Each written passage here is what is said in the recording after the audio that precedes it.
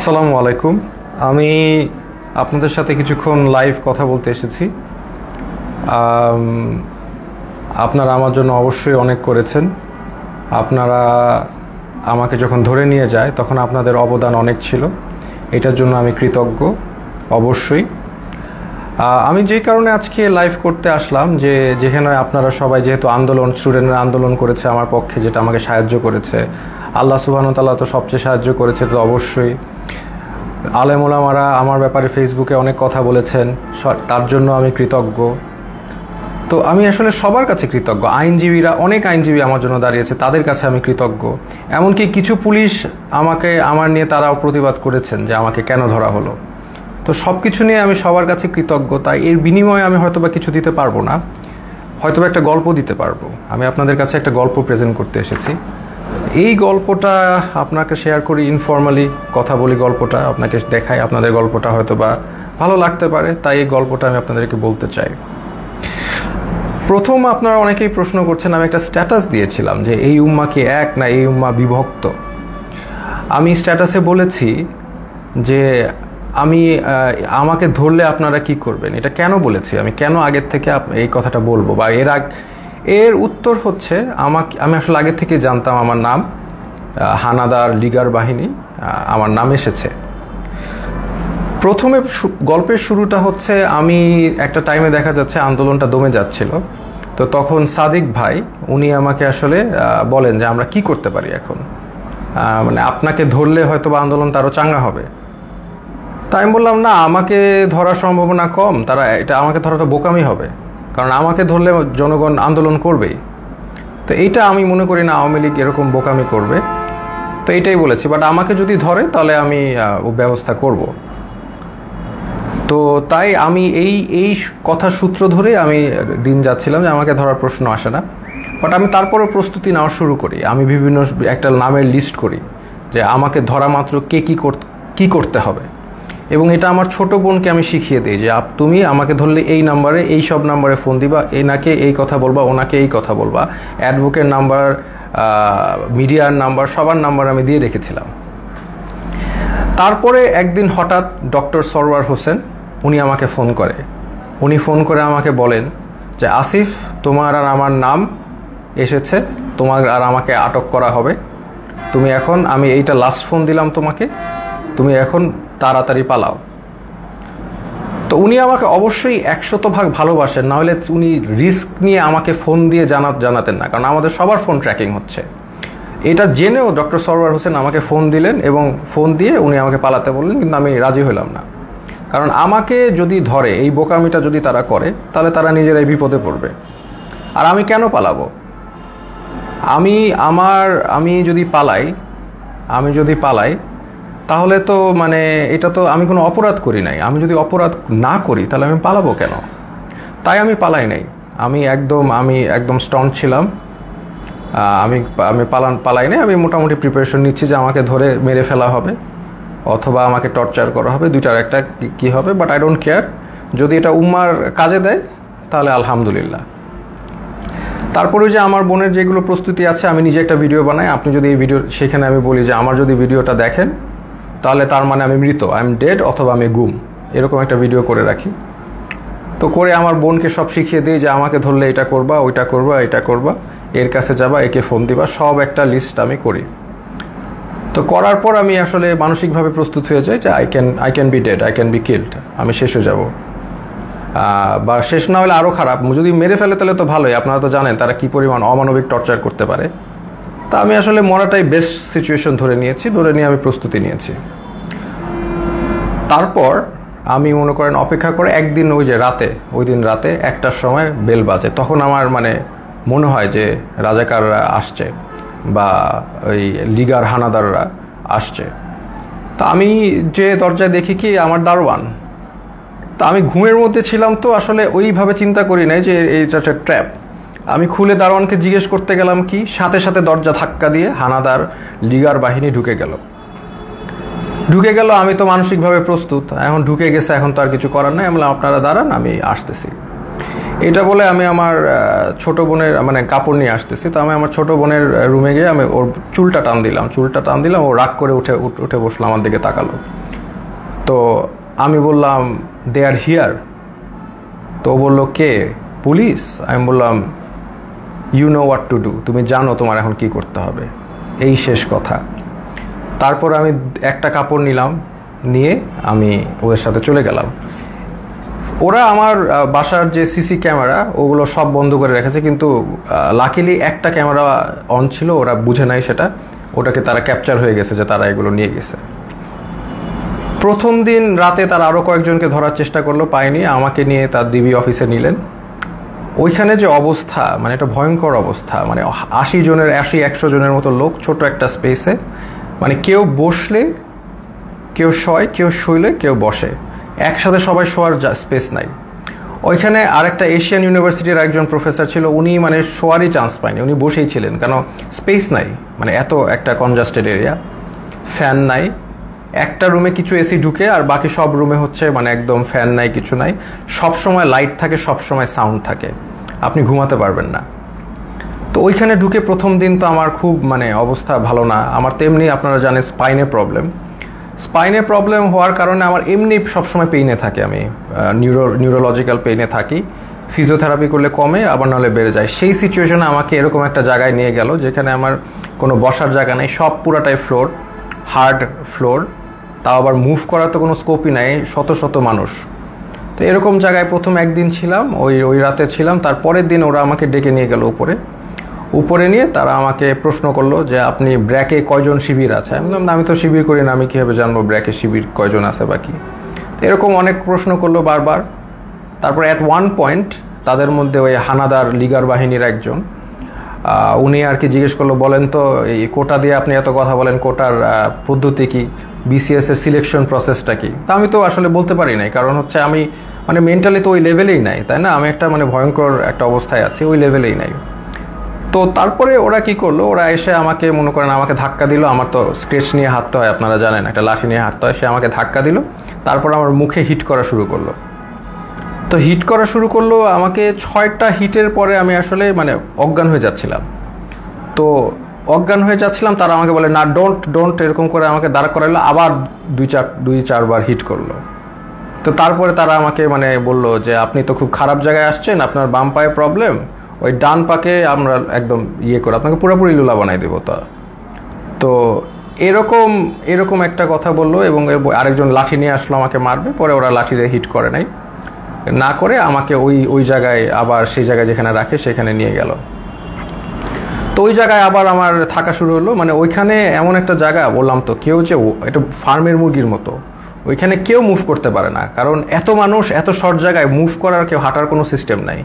ওই যে আমি বললাম আপনাদের, কেউ শুলে কেউ বসে, কেউ বসলে কেউ শোয়, মানে আর সবসময় লাইট আর সাউন্ড কন্টিনিউয়াস, ঘুমানোর কোনো স্কোপ নাই। ওইখানে সবচেয়ে ভ্যালুয়েবল রিসোর্স হচ্ছে একটা বোতল, কারণ আমরা তো ফ্লোরের মধ্যে শোন, তো ওখানে তো হার্ড ফ্লোর, ওইখানে কেউ যদি একটা বোতল পায় আলহামদুলিল্লাহ, মানে এটা মানে এক ভ্যালুয়েবল রিসোর্স। তো ওই বোতলটার উপরে তারা মানুষ মানে পেলে যে খুশি। তা আমাকে অনেকে চিনেছে, ওইখানে চেনার কারণে দেখা যাচ্ছে 2 দিনের মধ্যে আমি একটা বোতল ম্যানেজ করলাম মাথায় দিয়ে শোয়ার জন্য ফ্লোরে, এই একটা অবস্থা। তো আরেকটা বিষয় হচ্ছে ওইখানে 80 জনের একটা টয়লেট, আর আমার তো এমনি যেহেতু হাই কমোড ইউজ করতে হয়, বিকজ আমার মানে স্পাইনে প্রবলেম আছে, তো ওইখানে লো কমোড, তাও আবার 80 জনের জন্য একটা, 100 জনের জন্য একটা। তো এত লোকের একটা কমোড তো বুঝতেই পারছেন কেউ ইউজ করতে পারে না ওইভাবে। সো আমি খাওয়া কমিয়ে দিলাম, because I have to go to the washroom, এটা তো যাওয়া যাবে না। আমি খুব কম খাওয়া শুরু করলাম যাতে টয়লেটে না যাওয়া লাগে। আর আরেকটা বিষয় হচ্ছে টয়লেটে ইউজ করে সাবানও তারা প্রোভাইড করে না কোনো রকম।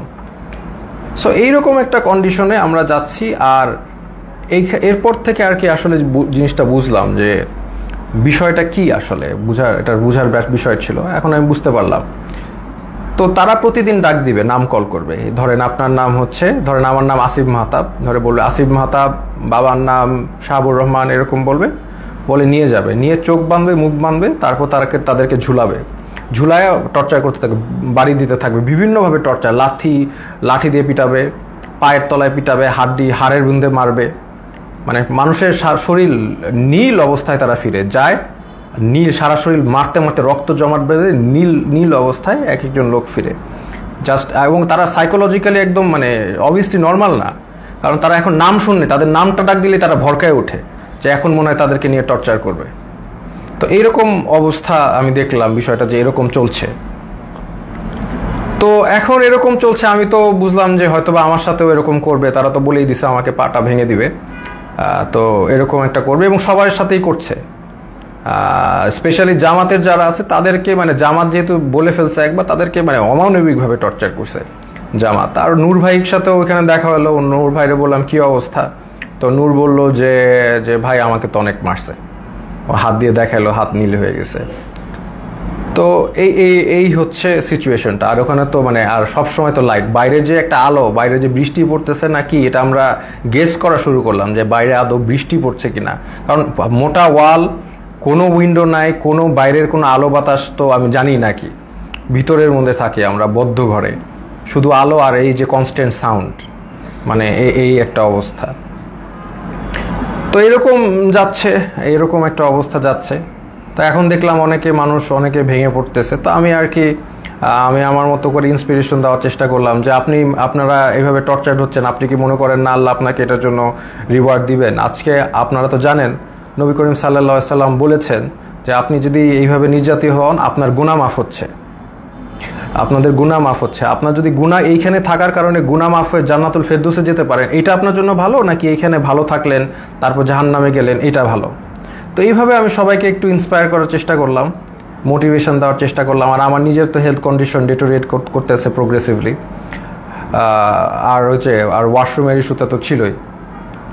তো এইরকম একটা অবস্থায় সবাইকে মানে মোটিভেট করছি আমি। আর আমার নিজেরও তো ওই যে ফার্স্টের দিন যেভাবে আমার মুখে ফেসে হিট করেছে, এই পরে তো আমার একটা দিন জ্বরই ছিল, আমি শুয়েছিলাম। তো এই হচ্ছে আমাদের মানে সিচুয়েশন। আমি ওখানে একদিন শুয়েছিলাম, তারপরেও আমি সবাইকে মোটিভেশন দেওয়ার চেষ্টা করি। একটা ছেলে আসলো, সেই ছেলেটা কাঁদতে কাঁদতে, স্যার আমি তো কিচ্ছু করি না, আমি জাস্ট ইলেকট্রিক্যাল কাজ করি, আমাকে ধরে নিয়ে আসছে স্যার, আর ধরে নিয়ে আমাকে টর্চার করতেছে, কাঁদতে কাঁদতে শেষ। আমি বললাম কাঁদতেছো কেন, মানে তুমি পুরুষ মানুষ না, are you not a man, তুমি কাঁদবা কেন, টর্চার করলে করবে। বলে স্যার আমাকে স্বীকার করতে বলে, আমি খুন করেছি, এই করেছি, আমি তো করি নাই স্যার। বলে করবা না, স্বীকার করবা না, তোমার পাটা যদি কেটেও ফেলে তারপরেও তুমি স্বীকার করবা না, কেন করবা? যেটা সত্যি সেটা বলবা, তুমি করবা না স্বীকার, আমাকে মেরে ফেলবে। তো ওইখানে আবার একটা জিনিস বুঝলাম যে সবাই কান্নাকাটি করে যে তাদের একটু মানে জেলে কবে যাবে, মানে তাদের জেল হচ্ছে তাদের জন্য স্বর্গ। ওইখানে যেভাবে টর্চার করে, যে নাম ডাকবে, বাবার নাম ডাকবে, দ্যাট মিনস তাদেরকে টর্চার করা হবে। তা এই জন্য তারা যদি জেলে যেতে পারে, এটার জন্য তারা দোয়া করে আল্লাহর কাছে, আল্লাহ আমাদের যাতে জেলে দেয়। তো এরকম অবস্থা। আমাকে তারপরের দিন, আমি তো অলরেডি এর মধ্যে তো আমি আমার বোনকে বলে আসছি, তার মানে আমার যে ভিডিওটা ছিল যে আপনি আমার ভিডিও দেখলে আমি মৃত, হ্যাঁ, তো এই ভিডিওটা আমি আশা করছি যে পোস্ট হয়ে যাবে। আমার বোনকে যেভাবে কাজ করতে বলেছি করবে, লয়াররা কাজ করবে। তো এটা আমি আশাবাদী ছিলাম যে ইনশাল্লাহ সবাই যার যার অবস্থা থেকে কাজ করবে, স্টুডেন্ট আন্দোলন করবে, যে এগুলো করার পরে এবং জনগণ যখন এটার এগেনস্টে কথা বলবে, আরেকটা ইস্যু হয়ে যাচ্ছে, ফার্স্ট অফ অল আরেকটা নতুন ইস্যু হয়ে যাবে, যেটা দিয়ে আবার আন্দোলন শুরু হবে। এটা আমি জানতাম। আর এটার পরে আমাকে যদি আরও টর্চার করবে, কিন্তু এটা তাদের জন্য আরও খারাপ হবে। তো তারপরে আমাকে তারা ঠিকই গুম করা অবস্থায়, আর আমার বাবা মা যতটুকু জানলাম আমাকে গুম করে ফেলছে। তো এটা তারা বলছে, তারা স্বীকার করে না যে তারা নিয়ে আসছে। তো এই অবস্থায় তারা আমাকে কোর্টে চালান দিল। তো আমি চিন্তা করলাম যে কোর্টে যেহেতু যাচ্ছি, এখানে মিডিয়া পাইলে আমি আমার এক আঙ্গুল দেখাবো, শাহাদাত, এক উম্মা, আমরা এক উম্মা, হ্যাঁ, আমার গায়ে আমরা সবাই এক। তো এই সিম্বলটা আমি চিন্তা করেছি দেখাবো। তো আমি জানি যে এগুলো দেখালে তারা আমাকে আরো অনেক নির্যাতন করতে পারে, দেখাইলাম, কারণ এটা আমি তো জানি জনগণ বুঝবেন যে আমি এক আল্লাহ, এক রসুল, এক উম্মা, এই কথাটা আমি বুঝাতে চাচ্ছি যে আমরা সবাই এক। আমার অত্যাচার যা হলে হবে, এই অত্যাচারের কারণে যদি আপনারা স্বাধীনতা পান, এই জুলুমের থেকে মাফ পান, তাহলে আলহামদুলিল্লাহ, নো প্রবলেম, আমাকে অত্যাচার করুক। তো আমি ডিসিশন নিয়ে নিলাম, এক দেখাবো। তা আমার সাথে ওই জগন্নাথের আরিফ ছেলেটা, খুবই সাহসী ছেলে, ও আমার সাথে কেসটা দিল, মামলা দিল, আমরাও গেলাম, আমি ওকেও বললাম যে আমি এক দেখাবো। তো এই অবস্থায় এই এক উম্মা শাহাদাতের আঙ্গুল দেখিয়ে আমি ওই কোর্টে দেখালাম, এবং কোর্টে আমাকে সম্পূর্ণভাবে মানে কোর্টের যে জাজ, তিনি আমাকে দেখে চিনে বললেন আপনাকে ওখানে দাঁড়ানো লাগবে না, আপনি বসেন। তো উনি আমাকে বসালেন, কিন্তু তারপরেও ওই মিথ্যা মামলাটা দিলেন যে আমি নাকি সেতু ভবন ভাঙচুর করেছি, যেটার মানে কোনো এটা জোক, মানে এটা যে কলাপস করছে সোসাইটি, ওখানেই প্রমাণ যে এরকম একটা মিথ্যা মামলা যেটার কোনো তথ্য নাই, প্রমাণ, এটা বলাই আসলে সময় নষ্ট। তো এই মিথ্যা মামলা উনি মানে জাজ আমাকে দিলেন, আর আমাকে আবার 6 দিনের রিমান্ড মঞ্জুর করলেন। তো ওই 6 দিনের রিমান্ড আবার গেলাম, আর এই সময়টা অনেকের সাথে পরিচয় হলো। ওখানে বিএনপির অনেক নেতা ছিল, পার্থ ভাই ছিলেন, ওনার সাথে আমি বললাম যে পার্থ ভাই আপনার তো আর আমার মামলা এক, আমি তো আপনার সাথে আসি। তো উনি বলে যে আমি তো তোমাদের সাথে থাকতেই চাই না, আমি তো এখান থেকে বের হতে চাই, একটু মজা করলেন। তো এরপরে অনেক মানুষের সাথে পরিচয়। একজন আসলেন, ওনাকে মানে উনি হাঁটতেই পারতেছেন না, পাটা একদম প্রচুর মানে অবস্থা খারাপ করে পিটিয়েছে। ওনার অপরাধ ছিল উনি ছাত্রদের পানি খাইয়েছেন, উনি ছাত্রদের পানি দিয়েছেন, ছাত্ররা পানি খাইয়েছেন, এই জন্য তাকে অমানবিক টর্চার করলো। তো টর্চার করলো, উনি এসে শুয়ে গেল। আমি বললাম যে এইগুলো একই কথা বললাম যে আপনাদের এটা গুনাহ মাফ হচ্ছে। তারপরে লাস্টে একটা কথা বললাম যে আপনি যে এত টর্চার্ড হলেন ছাত্রদের পানি খাওয়ে, এখন আবারও কি খাওয়াবেন আপনি? তো উনি বললো ইনশাল্লাহ স্যার আবারও খাওয়াবো। আমি like that's the answer I am looking for. আমরা আবার করব, আমাদের ছাড়লে আমরা আবার করব, we are not going to give up. আমরা তো আবার করব, তাই না? আমরা কি অপরাধ করেছি যে আমরা করব না? পানি খাওয়ানো কি অপরাধ? তো এই হচ্ছে একটা অভিজ্ঞতা। তো এরকম এই যে একজন পেলাম। আর একজন হচ্ছে মাদ্রাসা স্টুডেন্ট, তাকে বলছে খুন করেছে, সে পুলিশ খুন করেছে, এটা সে তাকে বলছে, এবং তাকে প্রতিদিন পিটায়, প্রতিদিন নিয়ে টর্চার করে। তো এটা নিয়ে আমরা হাসাহাসি করি, কারণ হচ্ছে এরকম একটা সিচুয়েশনে হাসাহাসি না করে যদি আমরা মেন্টালি ব্রেকডাউন করি তাহলে এটা মানে হবে না, মানে এটা আমরা আমরা সব এইগুলো যা হয় সেটা নিয়ে হাসাহাসি করি। তাই আমি বললাম কি নিয়ে মেরেছে? বলে যে আমাকে বলেছে যে তুমি তো মাদ্রাসার স্টুডেন্ট, তুমি তো কোরআন পারো। বলে হ্যাঁ পারি। তো কোরআনকে বলছে অর্থ জানো? অর্থ জিজ্ঞেস করেছে, অর্থও সে পারে, সে কোরআনে হাফেজ। তো তারপর বলে কোরআনে হাফেজ এই রবীন্দ্রনাথ না কার বই পড়েছো? সে বলছে পড়েছি। তো বলে পড়লা কেন? এই অন্য এই নন ইসলামিক বই পড়া তো হারাম, এটা বলে আবার টর্চার করলো, হাতে পায়ে পিটালো। মানে খামুক, মানে একটা কিছু বলেই পিটায়। আমরা এটা নিয়ে হাসাহাসি করতে করতে শেষ। যে বলে ও বললো, আমি বললাম যে কোনোভাবেই স্বীকার করবা না, যে তুমি যদি খুন না করে থাকো তুমি মিথ্যা মামলা দিও। বলে আমাকে আরো টর্চার করবে। বলে করবে, বললাম তো তোমাদের করাত দিয়ে হাত পা কেটে দিলেও স্বীকার করবা না, যেটা সত্যি সেটা বলবা। এরকম একজন সবচেয়ে কষ্ট লিখেছে যে মানে একটা ছেলে, ওর নাম হচ্ছে সানিয়াত ভাই। উনি হচ্ছে বিএনপির একজন মন্ত্রীর ছেলে, নাম বললাম না। তো ওরা আসলে খুঁজছিল তার বাবাকে পায়নি দেখে ওই ছেলেটাকে ধরে নিয়ে গেছে, সানিয়াত ভাইকে ধরে নিয়ে গেছে। তো সানিয়াত ভাইকে 4 দিন, উনি বলছে 4 দিন ওনাকে পিটিয়েছে, চোখ বেঁধে হাতে দিয়ে ঝুলিয়ে পিটিয়েছে। এবং সবচেয়ে যেটা উনি বলল যে ওনার মাকে ফোন দিয়ে শুনিয়েছে যে তাকে যে টর্চার করছে, এটা তার মাকে শুনিয়েছে ফোন দিয়ে লিগার হানাদাররা।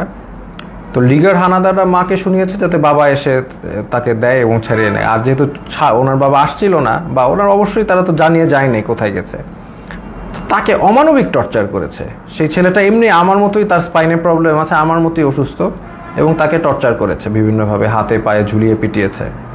তো সে কাঁদতো অনেক, আমি সান্ত্বনা দিতাম, আমরাও সব বিষয় নিয়ে মজা করতাম। তো এইরকম একটা অবস্থা ওইখানে, প্রতিদিন নাম ডাকতো, প্রতিদিন নিয়ে পিটাতো। এমন রাত যে কোনো সময় ডাকতে পারে, সকাল 12টায় ডাকতে পারে, রাত 1টায়, এনি টাইম নাম আসতে পারে। নাম আসলে they will take you and torture you. তো আমাকে টর্চার ওই প্রথম দিন যে হিট করে যে আমাকে থ্রেট দিল, তারপরে আমাকে কোর্টে চালান দেওয়ার পরে আমাকে আর টর্চার করে নাই। বাট আমি বিভিন্ন সময় ইনফরমেশন পাচ্ছিলাম, যেমন একজন মানে আমাকে ধরে নিয়ে গেছে, একজন পিটিয়ে আনছে, সে আমাকে ইনফরমেশন দিল যে আমার ব্যাপারে বলেছে যে অনেক ডিবি নাকি বলছে যে এই লোকটাকে কেন ধরলো, এটা তো ঠিক হয় নাই। আবার আরেকজনকে ধরে পিটিয়ে এনেছে, সে বললো যে স্যার আপনার ব্যাপারে ডিবি কথা বলছিল যে আপনার ব্যাপারে 40 জন লয়ার দাঁড়িয়ে গেছে, এত সংখ্যক লয়ার তারা কখনো দেখে নাই, আপনি খুব ইন্টেলিজেন্ট মানুষ, এগুলো তারা বলছে।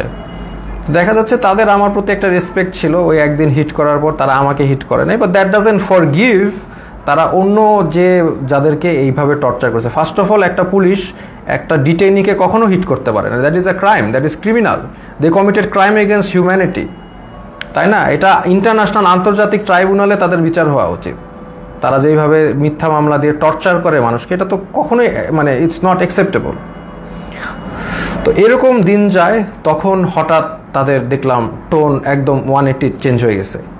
তারা তখন মানে বিএনপি যারা লিডার আছে তাদেরকে একদম খাবার টাবার এনে দিচ্ছে, সবার সাথে ভালো বিহেভ এরকম। তখন আমরা মোটামুটি আমরা বুঝতে পারলাম যে তারা আসলে বাইরে কিছু একটা হচ্ছে, সামথিং ইজ হ্যাপেনিং, কারণ আমরা তো কোনো ইনফরমেশন পাই না। সামথিং ইজ হ্যাপেনিং, আদারওয়াইজ তারা এরকম চেঞ্জ করবে না কেন। তারা ডেফিনেটলি তাদের বাইরে কিছু একটা হচ্ছে, এইটা নিয়ে তারা তাদের টোন চেঞ্জ করে ফেলেছে। এবং তারপর থেকে দেখা যাচ্ছে তারা সবার সাথে মোটামুটি ভালো বিহেভ এবং আস্তে আস্তে ছেড়ে দিচ্ছে। মাঝখানে কিছু স্টুডেন্টদের ধরে আনলো, ওই তারাও মানে অনেক কান্নাকাটি করে শেষ। এবং একটা ছেলে ছিল যাকে আমার মনে পড়ে, খুবই স্মার্ট ছেলে, আমিনুল। তো আমিনুল হচ্ছে 14 বছর বয়স, ধরে নিয়ে আসছে। এবং অন্য যেগুলো ছেলে ছিল তারা একদম ব্রেকডাউন করেছে মেন্টালি, বাট আমিনুল ছেলেটা ও হচ্ছে মোহাম্মদপুরে থাকে খুব সম্ভবত, খুব সাহসী, নারুটোর গেঞ্জি পরে হাইটে বেড়াচ্ছে। মানে ও হি ডাজেন্ট কেয়ার, এই ছেলেটা ডাজেন্ট কেয়ার যে ওর সাথে এখন কি টর্চার করা বা কোথায় আসে। ও লাইক মানে চলে আসে, আমাকে বলতে, স্যার আপনি কি ড্রাগন বল জি দেখেছেন? আমি বললাম হ্যাঁ ড্রাগন বল জি দেখছি। বলে আমি দেখতেছি, আমি ওই ডিমন স্লেয়ার দেখেছি, এই দেখেছি সেই দেখেছি। তো মানে একদম মানে হি ডাজেন্ট কেয়ার, সে দেশ স্বাধীন করতে নামছে, ও দেশ স্বাধীনই করবে। আমিনুল নামটা ছেলেটার, ওকে 14 বছর দেখে ওকেও ছেড়ে দিয়েছে। তো এইরকম আর কি ঘটনার বিষয়গুলো। তারপরে ওইটার পর থেকে আস্তে আস্তে অনেককে ছেড়ে দিয়েছে, এবার অনেকে ছাড়েনি, অনেকে তারপরেও টর্চার করেছে। তো এরকম আমরা এই অবস্থায় আমরা অনেক দিন পার করার পরে তারপরে আমাকে একদিন ডাকলো, ওরা ডেকে হঠাৎ করে আমাকে দেখলাম যে বসালো, যে স্যার আপনি ভাই কি অবস্থা, আমরা তো জব করি। মানে যেই লোকটা আমাকে হিট করেছে এবং তারাই, যে টিমটা আমাকে, তারাই আমাকে ডেকে দেখি কি মানে জামাই আদর সোজা কথা করছে। তো তখন আমি বুঝতে পারতেছি না যে কি হচ্ছে। এখন হয়তো বা বুঝলাম যে সিচুয়েশন বাইরে পরিবর্তন হয়েছে, দেখি তারা আমাকে ভালোভাবে ট্রিট করছে। চা খাওয়ালো, বিস্কিট খাওয়ালো, ভালো ভালো বিস্কিট খাওয়ালো। মানে আপনি সোফায় বসেন, কমফোর্টেবলি বসেন, মানে এত রেসপেক্ট এরকম করছে কেন? আমি তো শিওর ছিলাম, আমি তো মনে করছি ট্র্যাপ। আমাকে খালি বলে যে এখন বাসা তো পুড়ে যাচ্ছে, এখন আমাদের কি করা উচিত, শেখ হাসিনার কি করা উচিত। এখন আপনারা তো অনেক টিচারও তো, আপনারা তো অনেকে ছাত্রদেরকে উস্কে দিয়েছেন, এই সেই, মানে আমাদের তো এখন আগুন ধরছে বাসায়, আমাদের তো আগুন নিভানো উচিত। মানে আমি যেটা বুঝলাম, উনি চাচ্ছিল যে আমি আসলে ছাত্রদেরকে ঠান্ডা করার জন্য কোনো বক্তব্য দেই। তা আমি এভাবে কোনোভাবে রাজি হই নাই, আমি তো হব না। তো আমি বললাম যে না, একটা প্রধানমন্ত্রী কি সিদ্ধান্ত নিবে, আমি তো আসলে প্রধানমন্ত্রীর জায়গা থেকে, মানে উনি আমাকে প্রশ্ন করছে প্রধানমন্ত্রী এখন কি করলে ভালো হবে, এটা আপনি তো বলেন। আমি বললাম না, আমি কিভাবে জানবো প্রধানমন্ত্রী কি করলে ভালো হবে, আমি তো একজন শিক্ষক, আমি তো প্রধানমন্ত্রীর কাজ তো আমি বলতে পারবো না। উনি ওনার জায়গা থেকে ওনার যেটা ভালো মনে হবে উনি সেটাই করবে, ওনার এক্সপিরিয়েন্স আছে, সেই আছে। বলে না, আপনি তো তাহলে ডিরেক্ট কথা বলছেন না, প্রবলেমেটিক কথা বলছেন, আপনার তো একটা ডিসিশন দিতে হবে। এটা একটা সিলি কথা না, আমার ডিসিশন কেন দিতে হবে, ওনার ডিসিশন আমি কেন দিব? তো এইগুলো তো অবশ্য তখন বলি নাই, সিচুয়েশন তো বুঝতেই পারতেছেন। তো এরপরে তারা আমাকে নিয়ে আসছে, তো নিয়ে এসে আবার ওখানে রেখে দিয়েছে। তারপরে আমাকে ওই আমাকে আবার কোর্টে নিয়ে গেল এবং কোর্টে নিয়ে তারা আমাকে জেলে পাঠিয়ে দিল। তো জেল থেকে তারপরে আর কি 2-1 দিন ছিল। আর তখনই আমি জেল থেকে আসলে খবরটা পাই, যে আমি পাই নাই, ওই আমার যে সানিয়াত ভাই উনি আমার সাথে ছিল, উনি বেসিক্যালি খবরটা পাই। দেখলাম উনি পড়ে কাঁদতে, মানে চোখ দিয়ে পানি পড়তেছে, কাঁদতেছে। তো উনি বললো কি হলো? তো ওখান থেকে বললো যে শেখ হাসিনা দেশ থেকে চলে গেছে। আমরা তো কেউ বিশ্বাস করি না, বললাম না এটা কেন, এটা পসিবল না। তো তারপরে আরো রিলায়েবল সোর্সগুলো থেকে জানতে পারলাম যে শেখ হাসিনা ইনডিড দেশ থেকে পালিয়েছে এবং গণভবন ঘেরাও। আলহামদুলিল্লাহ, এই হচ্ছে ঘটনা। তো এইটার পরে দেখা যাচ্ছে যে আমাদের জেলে সব ছেড়ে দিয়েছে, তখন একটা মানে সবাইকে ছেড়ে দিয়েছে যারা আছে, পলিটিক্যাল নন পলিটিক্যাল প্রবলেম ছিল। তখন জেলের যারা মানে গার্ড, তাদেরকে দেখা যাচ্ছে একদল মানে ক্রিমিনালরা ওদেরকে মেরে ওরা আবার দেয়াল ভেঙে পালানোর চেষ্টা করছিল। তো উপর থেকে অনেকবার তাদেরকে ওয়ার্ন করা হচ্ছে যে এটা করো না। লাস্ট পর্যায়ে একটা গুলি একজনের গায়ে লাগে, একজন কয়েদির গায়ে লাগে, উনি হয়তো বা মারা যান, আমি জানি না, আমি জানলা দিয়ে দেখছিলাম। তারপর এটা সিচুয়েশন ঠান্ডা হয়, হেলিকপ্টার দিয়ে আর্মি এসে সবাইকে আবার তাদের সেলে ঢুকায়। তো তো এরপরে তো ঘটনা আপনি জানেনই যে আলটিমেটলি সবাই আমি বের হয়ে যাই, আমাকে বলে ছাত্রদেরকে ঠান্ডা করতে এই জেলের সামনে। আমি তো মানে আমি আমার মতো বলেছি, কিন্তু তার মানে যে এখন তারা যে ক্রাইম এগেনস্ট হিউম্যানিটি করেছে এটা তো আর মানে ইয়ে করা যাবে না। অমানবিক টর্চার কত প্রকার ও কী কী সেটা আপনি ওই ডিবির ওইখানে গেলেই বুঝবেন আর কি, এই আর কি। তো এনিওয়েজ এইটাই হচ্ছে আজকে আমার ছোট গল্প। আমি আসলে যদি জাস্ট আর 5টা দিন বা 3টা দিন আগে বের হতে পারতাম তাহলে আপনাদের সাথে যোগ দিতাম ইনশাল্লাহ। ফিল্ডে হাঁটতে পারি না, বাট আমি তাও যোগ দিতাম। ইনফ্যাক্ট আমি আগেও ওই অবস্থায় আমি আপনাদের সাথে আন্দোলন করেছি রাস্তায়, তাও আমি যোগ দিতাম এবং আমি যাক মানে আমি গণভবনের দিকে আগাতাম। মরলে মরছি, মৃত্যু সবারই হবে এটা তো আমি বলেছি, মৃত্যু হলে শহীদ, সমস্যা কি। তো এই জন্যই আমি আপনাদের সাথে দুঃখ প্রকাশ করছি যে আমি আসলে আপনাদের সাথে ওই মার্চে যোগ দিতে পারিনি। যদি একটু আগে বের হতে পারতাম তাহলে অবশ্যই যোগ দিতাম। শহীদদের প্রতি শ্রদ্ধা জানাচ্ছি। আমি এখানে আমার লাইফ শেষ করছি। এটাই আমার ছোট গল্প। খুব ডিফিকাল্ট টাইম চলে গেছে, কন্টিনিউয়াস নয়েজ, কন্টিনিউয়াস লাইট, শোয়ার জায়গা নাই, একসাথে মানে হাঁটার জায়গা নাই, এবং কন্টিনিউয়াস নাম কল, যে কোনো সময় নাম আসতে পারে।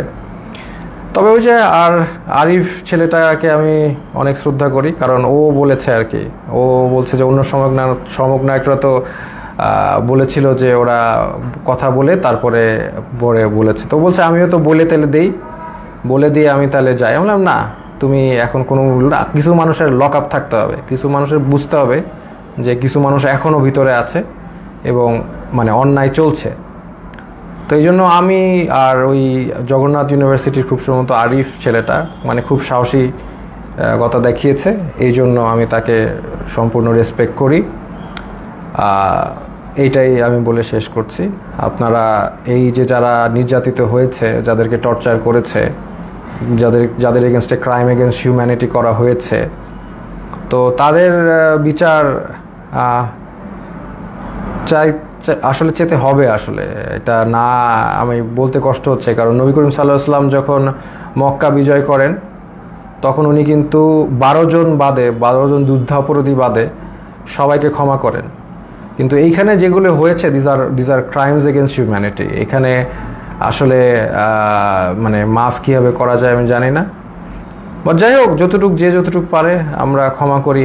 আমরা চাই না একটা মানে সব যে ভালো পুলিশ তার গায়ে হাত উঠুক, আমরা চাই না যে কোনো দোষ করে নাই তার উপর আক্রমণ হোক। কারণ আমি এরকম একজন ডিবি অফিসে একজন আমার সাথে দেখা করেছে, ডিবি পুলিশ, যে বলেন স্যার আমার 2 ছেলে আছে, একজন বুয়েটে একজন মেডিকেলে, দুজনই আপনার জন্য অনেক দুঃখ করেন, দুজনই আপনাকে মনে করেন। আমি বললাম বলেন স্যার ভালো আছে। তার মানে সব পুলিশ যে মানে বেঈমান, সব পুলিশ যে ওই লিগার তা কিন্তু না, কিন্তু এটা আমাদের বুঝতে হবে। তো আমরা ফরগিভ করার চেষ্টা করি, আর যারা একদম এরকম ক্রাইম এগেনস্ট হিউম্যানিটি করেছে তাদেরকে আমরা ইনশাল্লাহ বিচারের আওতায় আনবো। আসসালামু আলাইকুম ওয়া রাহমাতুল্লাহি ওয়া বারাকাতুহু। শুভরাত্রি।